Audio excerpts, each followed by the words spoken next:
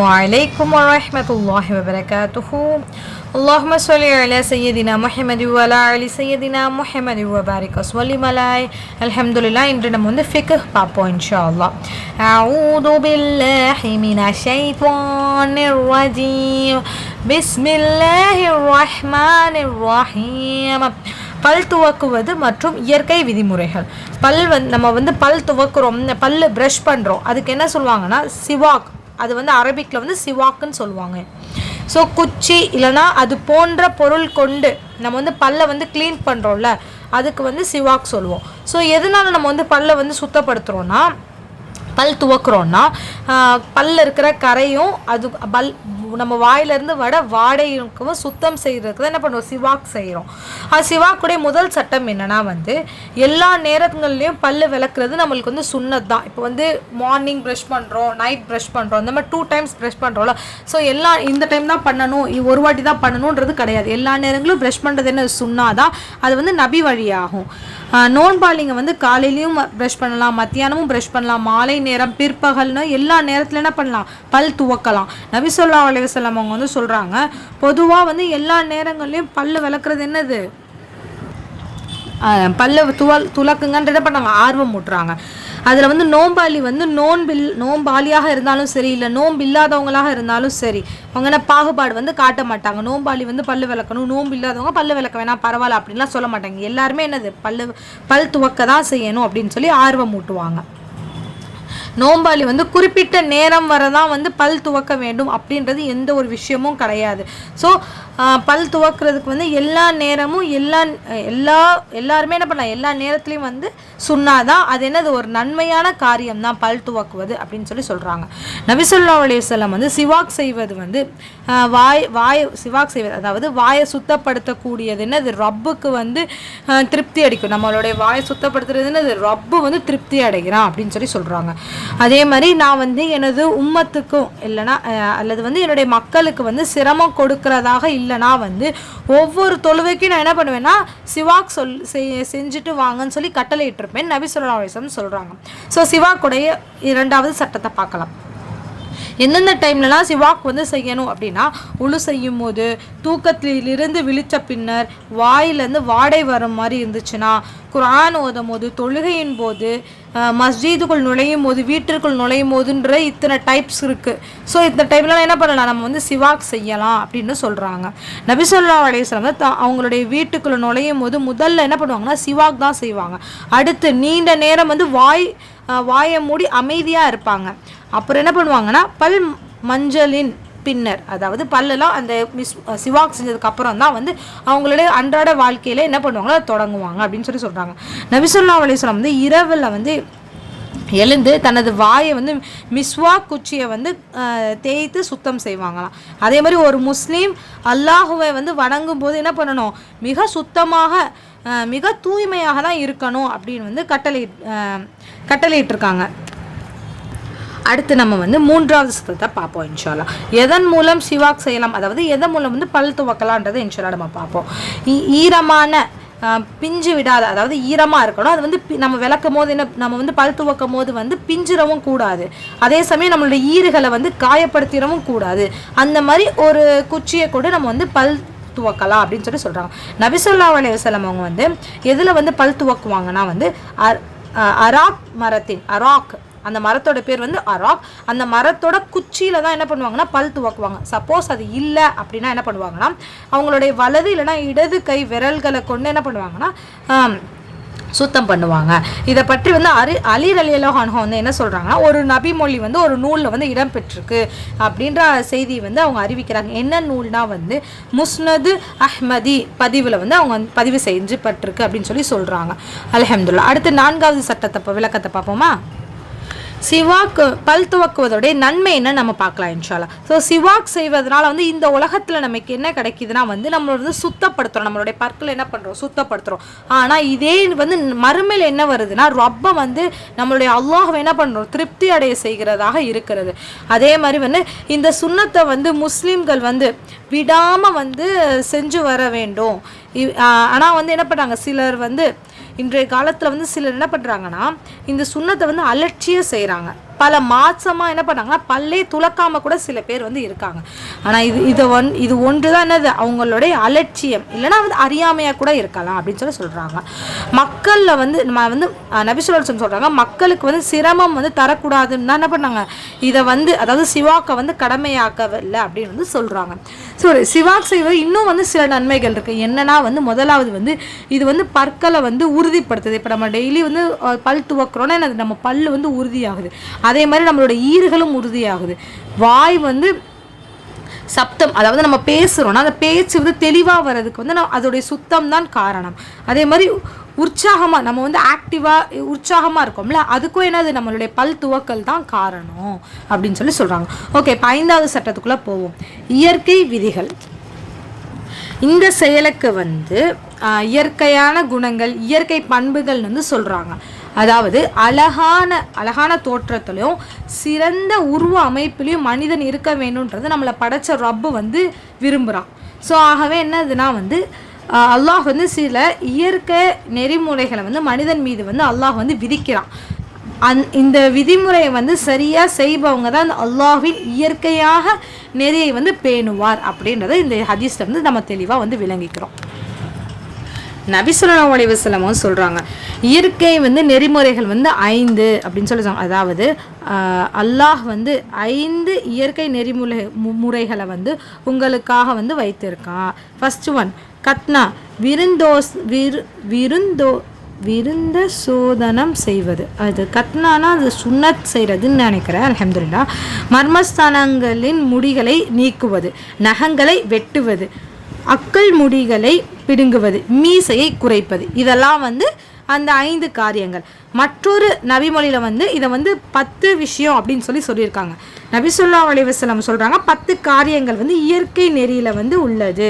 First one மீசையை வந்து குறைப்பது, தாடியை வந்து வளர்ப்பது, சிவாக் அதாவது பல் துவக்குவது, மூக்கில் தண்ணீர் ஊற்றி சுத்தம் செய்வது, நகங்களை வெட்டுவது, விரல் முடிகளை கைகளுக்கு மேல் புறத்தில் விரல்களில் மடக்கப்படுகின்ற இடங்களை கழுவுவது, அக்கல் முடிகளை பிடுங்குவது, மர்மஸ்தான முடிகளை சிரைப்பது, மலம் ஜலம் கழித்த பின்னர் தண்ணீரால் சுத்தம் செய்வது. இந்த ஹதீஸ்களை வந்து அறிவிச்சிருக்காங்க. யார் அறிவிச்சாங்கன்னா முஸ்அப் ரலியல்லாஹு அன்ஹு அவங்க சொல்கிறாங்க. அதே மாதிரி 10வது விஷயத்தை வந்து நான் மறந்து விட்டேன். அநேகமாக அது என்னன்னா வாய் கொப்பளிப்பதாக இருக்க வேண்டும் அப்படின்றது அவங்க தான் சொல்கிறாங்க. அடுத்து 6வது விஷயத்தை இன்ஷால்லா பார்ப்போம்.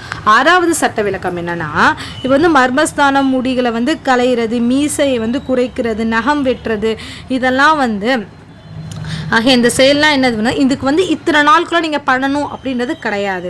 கால அவகாசம் வந்து அது வந்து கிடையாது. ஆனால் அது வந்து வளர்ற விதத்தை பொறுத்து, அதாவது 40 நாட்களுக்கு மேலே வந்து இதை வந்து வளர விடக்கூடாது, இதை வந்து அதுக்குள்ளேயே வெட்டிடணும் அப்படின்றது இந்த ஹதீஸில் அறிவிக்கிறாங்க. அனஸ் ரலியல்லாஹு அன்ஹு அவங்க என்ன சொல்கிறாங்கன்னா, மீசையை குறைப்பது, நகங்களை வெட்டுவது, அக்குள் முடியை வந்து பிடுங்குவது, மர்மஸ்தான முடியை வந்து அகற்றுவது ஆகிய இந்த செயல்கள்லாம் என்னது கால அளவுன்றது நபி ஸல்லல்லாஹு அலைஹி வஸல்லம் ஒரு இது நிர்ணயிச்சிருக்காங்க. அதாவது என்னன்னா 40 நாட்களுக்கு மேலே வந்து அதை வந்து நாங்கள் வளர்க்கக்கூடாது அப்படின்றத அவங்க சொல்லிட்டாங்க. ஸோ அவங்கவுங்க முடி வளர்றதை பொறுத்து நம்மளாம் வந்து பார்த்து நம்ம வந்து அதை வந்து அகற்றிக்கணும் அப்படின்றத இந்த ஹதீஸை வந்து நம்ம தெளிவாக கண்டுபிடிக்கிறோம். அல்ஹம்துலில்லாஹ். இப்போ வந்து அடுத்த லெசன் போவோமா இன்ஷா அல்லாஹ். இது வந்து அதாவது அங்கம் சுத்தம் செய்தல். ஒலுன்னா அங்கம் சுத்தம் செய்தல். இதில் வந்து 7 to 8 சட்டம் இருக்குது. ஸோ நம்ம ஒன்றுனா பார்க்கலாம் இன்ஷா அல்லாஹ். முதல் சட்ட விளக்கம், ஒலு அப்படின்றதுக்கு வந்து அதோடைய பதம் வந்து ஒலு இதில் இருந்தால் வந்து எடுக்கப்பட்டுருச்சு. இந்த வந்து ஒலுக்கு என்ன இதுனா வந்து அழகு, சுத்தம், இதுதான் வந்து பொருள். ஸோ மார்க்கத்தில் வந்து இப்போ வந்து அது நம்ம எப்படின்னா, ஒழு என்றால் வந்து அது வணக்க வழிபாட்டு என்பதுடன் வந்து மார்க்கம் வந்து கூறியிருக்கிறது. அதாவது இப்போ ஒழு செய்யறோம்னா நம்ம வணக்க வழிபாடு, குர்ஆன் ஓத போகிறோம், தொழுக போகிறோம், திக்ரு செய்ய போகிறோம், தஸ்பீஹ் செய்ய போகிறோம்னா நம்ம ஒழு செஞ்சுட்டு போவோம். ஸோ அதனுடைய விதிமுறைகளுக்கு வந்து மாறிட்டு இருக்கு. 4 உறுப்புகளை கழுவுறது வந்து ஃபர்ல். என்னென்னா முகம், 2 கைகள் வந்து மணிக்கட்டு வரை கழுவணும், தலை வந்து மசகு செய்யணும், 2 கால்களை வந்து கணுங்கால் வரைக்கும் தண்ணீர் ஊற்றி நல்லா கழுகணும். ஸோ இதுதான் வந்து ஒழு செய்கிறதோடைய ஃபர்லான இது. ஸோ இதன் சட்டம் என்னன்னா வந்து சிறு தொடங்கு ஏற்பட்டவர் தொழுகை அல்லது தௌபா அல்லது குர்ஆனை தொடு வந்து நாடும்போது வந்து ஒழு செய்வது கட்டாயமாகும். அது வந்து கட்டாயமாக நீங்கள் ஒழு செய்யணும் அப்படின்னு சொல்கிறாங்க. அது ஒழுவோட 2வது சட்டம், சிறு தொடக்கு ஏற்பட்டவர் தொழுகைக்கு முன் கண்டிப்பாக ஒழு செய்ய வேண்டும். சிறு தொடக்கு ஏற்பட்டவங்க என்ன பண்ணணும்? தொழுகைக்கு முன்னாடி கண்டிப்பாக ஒழு செஞ்சு தான் ஆகணும். நம்பிக்கையாளர்களே, நீங்கள் என்ன பண்ணுங்க, தொழுகைக்கு வந்து தயாரானால் உங்களுடைய முகங்களை வந்து கழுவுங்கள், உங்களுடைய கரங்களை வந்து முழங்கை வரைக்கும் வந்து கழுவுங்க. அதே மாதிரி உங்களுடைய தலையில் வந்து தண்ணீர் ஊற்றுங்க, தண்ணீரை தடவுங்கள். இன்னும் வந்து உங்களுடைய கால்களை வந்து கரண்டை கால் வரை வந்து கழுவுங்க. அல் குர்ஆனில் 5வது அத்தியாயம் 6வது வசனத்தில் வந்து அல்லாஹ் சுப்ஹானஹு வ தஆலா வந்து சொல்லியிருக்கான். அடுத்து அதோடைய ஆதாரம் நபி ஸல்லல்லாஹு அலைஹி வஸல்லம் சொல்கிறாங்க, சுத்தம் இல்லாதவங்க வந்து சுத்தம் இல்லாத தொழுகை வந்து ஏற்றுக்கொள்ளப்படாது. அதே மாதிரி மோசடியிலிருந்து செய்யப்படுகிற தர்மமும் என்னது? ஏற்றுக்கொள்ளப்படாது. ஒருத்தவங்க ஒரு இதை வந்து மோசடி செஞ்சுருக்காங்க, எவ்வளோ மோசடி பிறர்கிட்ட இருந்து செஞ்சு அது எவ்வளவுதான் நம்ம தர்மம் செஞ்சாலும் அந்த தர்மம் என்ன, அது ஏற்றுக்கொள்ளப்படாதுன்னு சொல்றாங்க. அல்ஹம்துலில்லாஹ். உங்களில் வந்து ஒருவர் வந்து சிறு தொடக்க வந்து ஆகிவிட்டோன்னா அவங்க வந்து தொழுகையை வந்து அவங்க வந்து ஒழு செஞ்சுட்டு தான் என்ன பண்ணும்? தொழுகணும். இல்லைனா அல்லாஹ் என்ன பண்ண மாட்டான்? அவங்க தொழுகையை வந்து ஏற்றுக்கொள்ள மாட்டான். அதே மாதிரி தொழுகைக்கு வந்து ஒழு வந்து ரொம்ப அவசியம் என்பது முஸ்லீம் அறிஞர்கள் வந்து இப்போ வந்து தொழுவ போகிறோன்னா அதில் ஒழு செய்யணும்னு ரொம்ப அவசியன்றது மற்ற அறிஞர்கிட்ட யாருக்கிட்டையுமே என்னது இல்லை, இது கிடையாது அப்படின்னு சட்டம் இல்லை, ஹதீஸ் இல்லை, சஹீஹான ப்ரூஃப் இல்லைன்னு எந்த ஒரு மாற்று கருத்துமே கிடையாது. எல்லா அறிஞர்களும் சொல்கிற ஒரே விஷயம் ஆமாம் அப்படின்றது தான் வந்து இந்த இதில் சொல்கிறாங்க. அடுத்து ஒழு யார் மீது கடமையாகும்னா பருவ வயதை அடைஞ்சிட்டு புத்தி சுவாதனம், அதாவது நல்லா வந்து ஆக்டிவாக இருக்காங்க, நார்மலான ஹியூமன் பீனாக இருக்காங்க அப்படின்னா புத்தி சுவாதனம் உள்ள முஸ்லீம் தொழ நாடும் போதும் இல்லைனா வந்து அதற்கு வந்து ஒழு அவசியமான அதை செய்ய நாடும் போதும் அவங்க வந்து ஒழு செய்யறது கட்டாயமாகும். தொழுகும் போதோ குர்ஆன் ஓதும் போதோ இன்ஷால்லா இது அடுத்து வரும் பாருங்க. ஒழு எப்போது கடமையாகுன்றதுல வரும் பாருங்க. ஃபர்லான அல்லது நஃபீலான தொழுகை, எந்த தொழுகையாக இருந்தாலும் சரி, ஃபர்லோ நஃபீலோ சுன்னத்தோ எந்த ஒரு தொழுகையாக இருந்தாலும் சரி, நிறைவேற்றும் போது வந்து இல்லைனா வந்து குர்ஆன் தொடும் போது, தௌபா செய்யும் போது போன்ற எந்த ஒரு காரியம் செஞ்சாலும் அது ஒழு அவசியமே. அது வந்து ஒருவர் வந்து செய்ய நாடும் போது ஒழு செய்து கட்டாயமாகும். இப்போ இந்த விஷயங்கள் ஏதாச்சும் ஒரு விஷயம் நம்ம செய்ய நாடும் போது ஒழு செய்வது என்னது? கட்டாயமாகும். அந்த காரியம் வந்து ஒரு குறிப்பிட்ட நேரத்தோடு அதாவது இப்போ நான் தொழுக வக்து முடிஞ்சிருச்சு, இப்போ நான் சும்மா ஒழு செஞ்சுட்டு நான் திக்ரு தான் ஓத போகிறேன், அதுக்கு ஒழு செய்யணுமா? ஒழுக்கும் நம்ம செய்கிற திக்ருக்கும் தொழுகிறதும் கிடையாது. நம்ம 24 மணி நேரம் ஒழுவோட தான் இருக்கணும். ஸோ நம்மளுடைய டைமிங்க்கும் நம்ம செய்கிற ஒழுக்கும் எந்த ஒரு சம்மதமும் இல்லை அப்படின்றத சொல்கிறாங்க. அடுத்து 3வது சட்ட விளக்கம். ஒழு வந்து சரியாக, அதாவது ஒழு செய்கிறதுக்கான சில நிபந்தனைகள்லாம் அவசியமாக இருக்கா. என்னதுன்னா வந்து இஸ்லாம் அதாவது முஸ்லீம் இல்லாமல் இருக்க வேண்டும், அதாவது முஸ்லீமாக தான் இருக்கணும். முஸ்லீம் அதாவது அடுத்தவன ஒரு காஃபிருடைய ஒழு, சிறுவர்களுடைய ஒழு, பைத்தியக்காரர்களுடைய ஒழுலாம் என்ன அது ஏற்றுக்கொள்ளப்படாது. அப்படின்னா அது என்னன்னா முஸ்லீமாக இருக்கிறவங்களுடைய ஒழு தான் என்ன ஆகுது? ஏற்றுக்கொள்ளப்படும். அதே மாதிரி புத்தி சுவாதனம் நல்லா ஆக்டிவாக இருக்கணும், அந்த மாதிரி ஆளுங்க இருப்பாங்க. நார்மலான ஹியூமன் பீயிங்ஸோடைய ஒழு ஏற்றுக்கொள்ளப்படும். அதே மாதிரி பிரிந்தறிது, அதாவது எது சரி எது தவறுன்ற பிரித்து அறிகிறோம் பார்த்தீங்களா, இந்த மாதிரி ஒழு செய்யணும் அப்படின்னு நம்ம அறிஞ்சு செய்கிறோம். எது தப்பு எது கரெக்ட் நம்ம பிரித்து அறிய தெரிகிற அளவுக்கு நமக்கு மெச்சூரிட்டி வருது இல்லை. ஸோ அதுதான் பிரித்தறிகின்ற பக்குவம். அது இருக்கிறவங்களோட ஒழு வந்து ஒழு வந்து செய்யலாம், அது கடமையானது. யாராவதுனா காஃபிரோடையது, முஸ்லீம் இல்லாதவங்களோடு வந்து சரியாகாது, கரெக்ட் கிடையாது. அதே மாதிரி புத்தி சுவாதனம் இல்லாதவங்க, பைத்தியக்காரவங்க, அவங்களுடைய ஒழுலாம் என்னது சரியாகாது.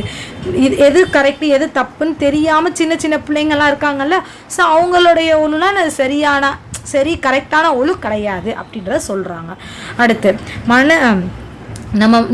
நம்ம ஒழு செய்யும் போது என்ன பண்ணணும்? நியத் செய்வோம்ல, பிஸ்மில்லா சொல்லி தானே நம்ம ஒழு செய்கிறோம். ஸோ நம்ம மனதில் என்ன பண்ணணும்? நியத் இருக்க வேண்டும். உமர் இப்னு கத்தாப் ரலியல்லாஹு அன்ஹு வந்து சொல்கிறாங்க, அமல் வந்து எண்ணத்தை கொண்டு தான் இருக்குது, நபி ஸல்லல்லாஹு அலைஹி வஸல்லம் சொன்னதாக நான் வந்து செவியுற்று அப்படின்னு சொல்கிறாங்க. நியத் என்பது வந்து மனிதனுடைய இருக்க வேண்டிய ஒரு விஷயம். நம்ம எதை செஞ்சாலும் நியத்தை கொண்டு தான் செய்யணும். வாயினால் வந்து மொழிறது அது வந்து கிடையாது, அது கூடாது. நபி ஸல்லல்லாஹு அலைஹி வஸல்லம் வந்து அவ்வாறு செய்யலை அப்படின்னு சொல்கிறாங்க.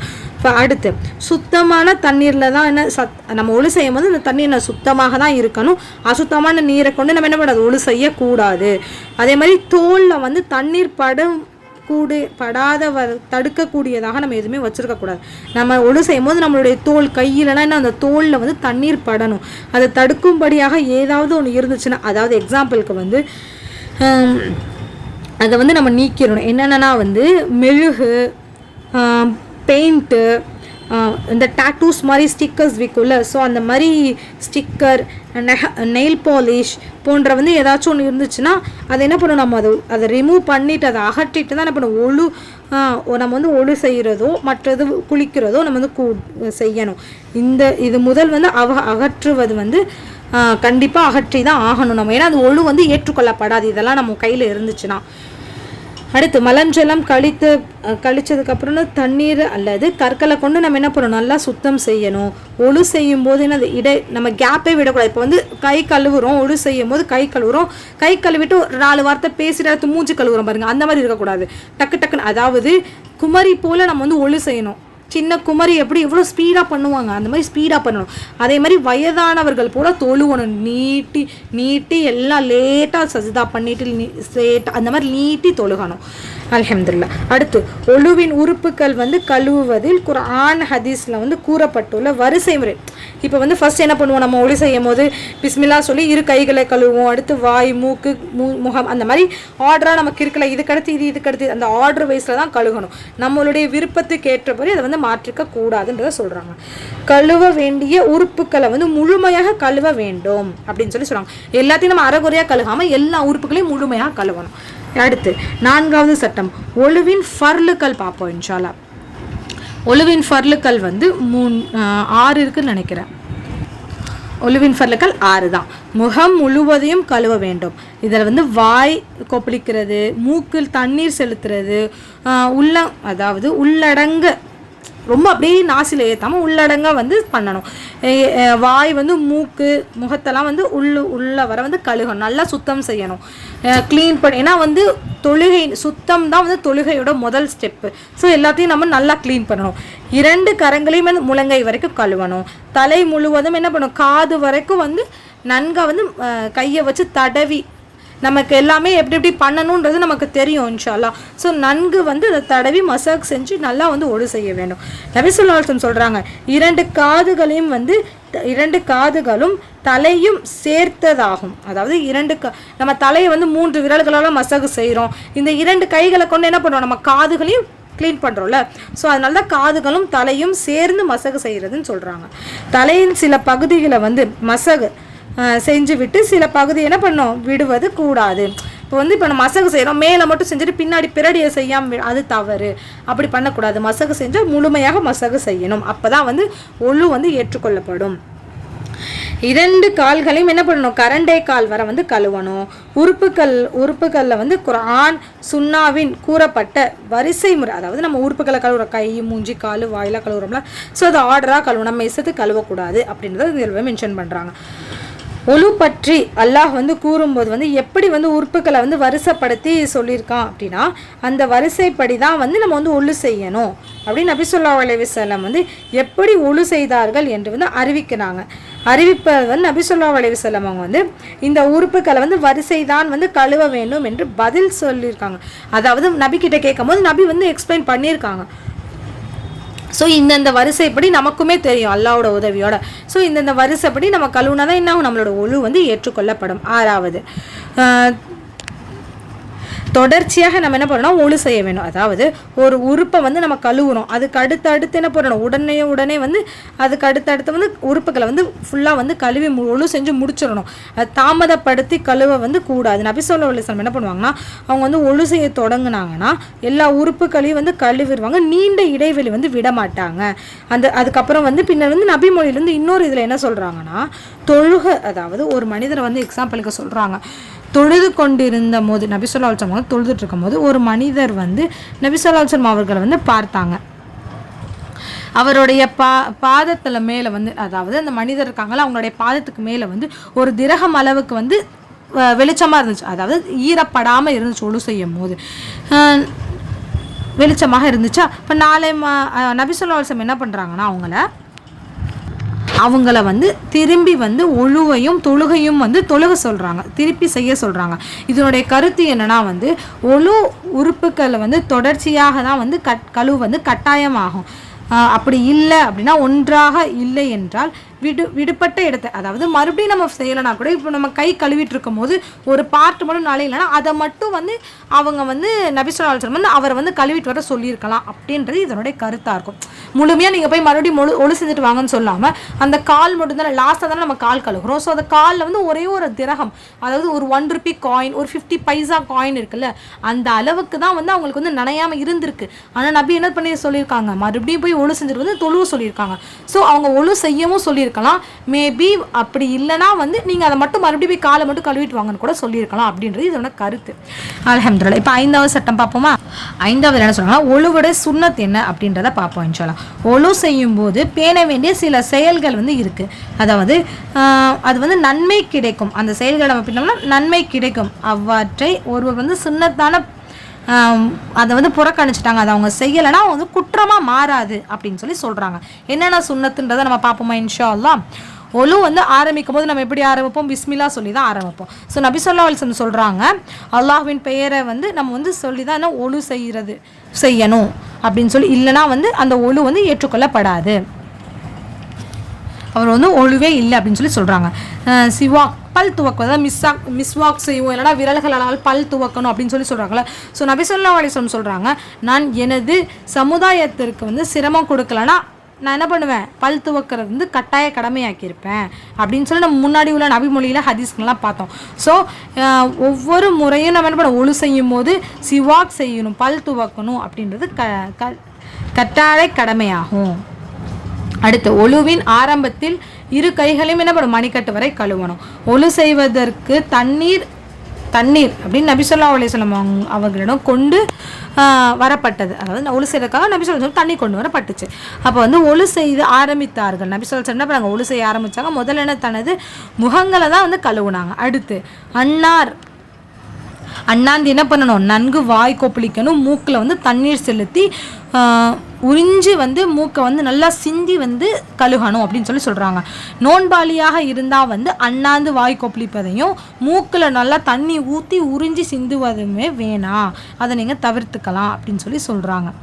நோன்பாளியாக இருந்தால் மட்டுமே செய்ய வேண்டாம் அப்படின்னு சொல்கிறாங்க. அடுத்து ஒழு செய்வதற்கு தண்ணீர் வந்து நபி ஸல்லல்லாஹு அலைஹி வஸல்லம் அவங்ககிட்ட வந்து கொண்டு வரப்பட்டுச்சு. அப்போ வந்து நபி ஸல்லல்லாஹு அலைஹி வஸல்லம் அவங்க எப்படி ஆரம்பிச்சாங்கன்னா, தனது முழங்கைகளை வந்து கழுவுறாங்க. அடுத்து வந்து பிறகு வந்து 3 முறை வந்து வாய் கொப்பளிக்கிறாங்க.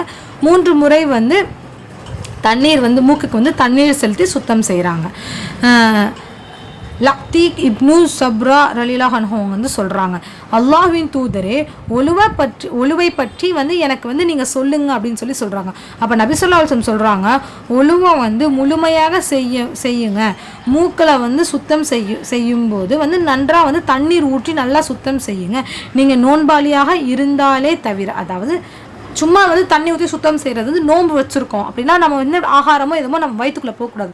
ஸோ நம்ம நல்லா வந்து மூக்குக்குள்ளே நோன்பு வச்சுட்டு பண்ணோன்னா அது மூக்கு வழியாக எதுக்குள்ளே போகும், நம்ம தொண்டை வழியாக வயிற்றுக்குள்ளே தான் போகும். ஸோ அதை மட்டும் அவாய்ட் பண்ணிடுங்க. நோன்பு வைக்கலாம், நீங்கள் இந்த மாதிரி நல்லா சுத்தம் செய்யுங்க.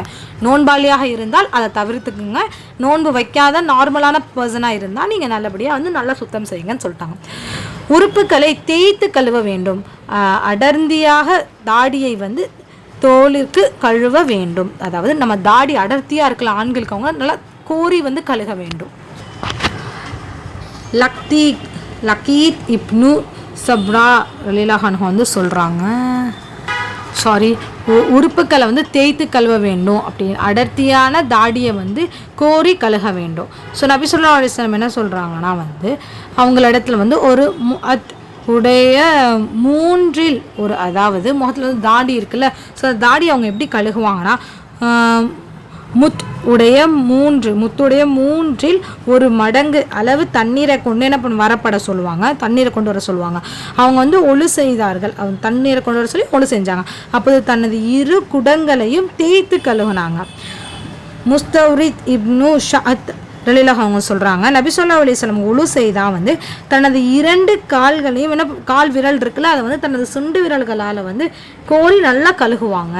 அதே மாதிரி நபி ஸல்லல்லாஹு அலைஹி வஸல்லம் அவங்க வந்து ஒழு செய்தால் ஒரு கை தண்ணீரை எடுத்து அவங்களுடைய தாடி வந்து தாடிக்குள்ளே நுழைத்து அதன் மூலம் வந்து தனது தாடியை வந்து நல்லா கோரி வந்து சுத்தம் செய்வாங்க அப்படின்னு வந்து சொல்கிறாங்க.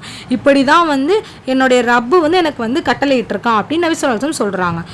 அடுத்து கைகளையும் கால்களையும் கழுவும் போது முதலில் வலதையும் பிறகு இடது காலையும் கழுவணும். ஆயிஷா ரலியல்லாஹு அன்ஹா சொல்கிறாங்க, நபி ஸல்லல்லாஹு அலைஹி வஸல்லம் அவர்கள் வலது பக்கம் விரும்புகின்றார்கள் இருந்தால், அதாவது வலது பக்கம் இருக்குல்ல, நபி ஸல்லல்லாஹு அலைஹி வஸல்லம் அதாவது ஆயிஷா ரலியல்லாஹு சொல்கிறாங்க, நபி ஸல்லல்லாஹு அலைஹி வஸல்லம் அவங்க வந்து வலது பக்கம் கொடுத்து வலது பக்கம் வாங்குறவங்க எல்லாமே வலது பக்கம் செய்கிறதுக்கே அவங்க விருப்பம் உள்ளவங்களாக இருப்பாங்க.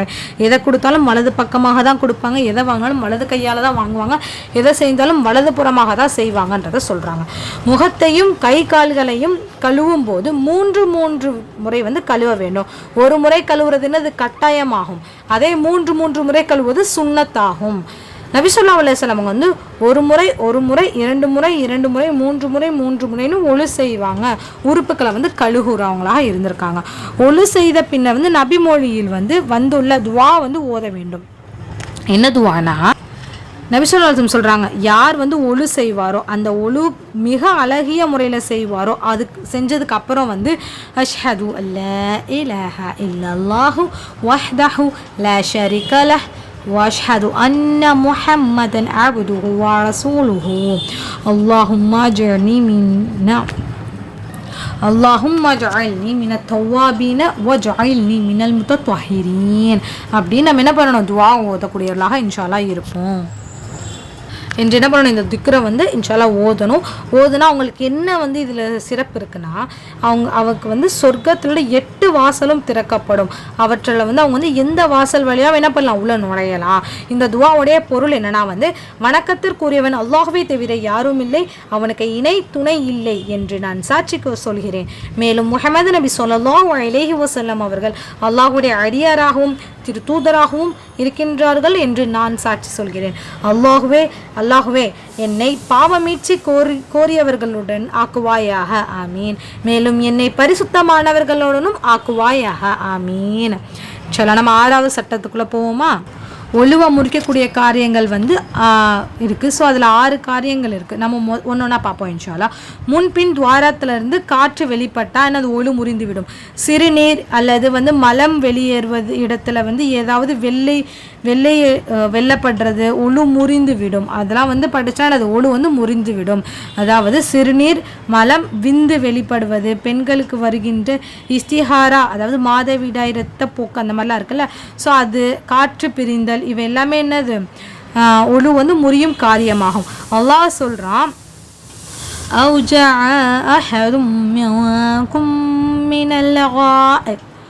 அல்லாஹ் அல்லது அதாவது உங்களில் வந்து ஒருவர் வந்து கழிப்பிடம் சென்று வந்து ஒழு செய்யாமல் அல்லது தண்ணீர் இல்லாமல் வந்து தயமும் செய்யாமல், ஒழு செய்ய தண்ணி இல்லை அப்படின்னா தயமம் செய்யலாம், தயமும் செய்யாமல் வந்து தொழுகை வந்து நிறைவேற்றாதீங்க. அல் குர்ஆனில் அல்லாஹ் வந்து 4வது அத்தியாயம் 43வது வசனத்தை சொல்கிறான்.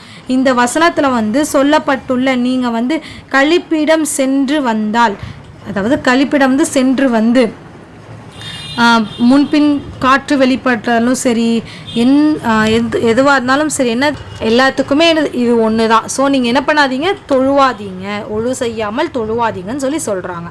அடுத்து நபி ஸல்லல்லாஹு அலைஹி வஸல்லம் சொல்கிறாங்க, உங்களில் ஒருவர் வந்து அதாவது தொடக்குங்கன்னா ரத்தப்போக்கு அந்த மாதிரி சம் ப்ராப்ளம்ஸ் வரும் பார்த்தீங்களா, நமக்கு பீரியட்ஸ் டைம் அந்த மாதிரிலாம்.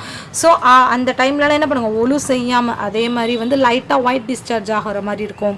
சில கேர்ள்ஸ்க்கு வந்து சில இஷ்யூஸ்லாம் இருக்கும்ல. ஸோ அந்த டைம் என்ன பண்ணுங்கள், நீங்கள் எல்லாமே சேஞ்ச் பண்ணிவிட்டு முழுசாக ஒழு செஞ்சுட்டு தொழுவுங்க.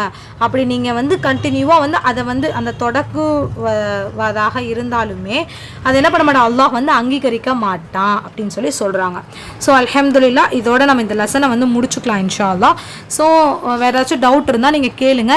இன்றைக்கான கொஷின் என்னன்னா வந்து உங்களுக்கு இப்போ வந்து அழகிய திக்ரு, அதாவது நம்ம வந்து ஒரு திக்ரு ஓதுனா நம்மளோட 7 ஸ்வர்க்க வாசலும் திறக்கப்பட்டு அதில் எந்த வழியாக வேணாலும் நம்ம போகலாம் அப்படின்னு நான் ஒரு இது சொன்னேன்ல, அந்த துவா திக்ரு.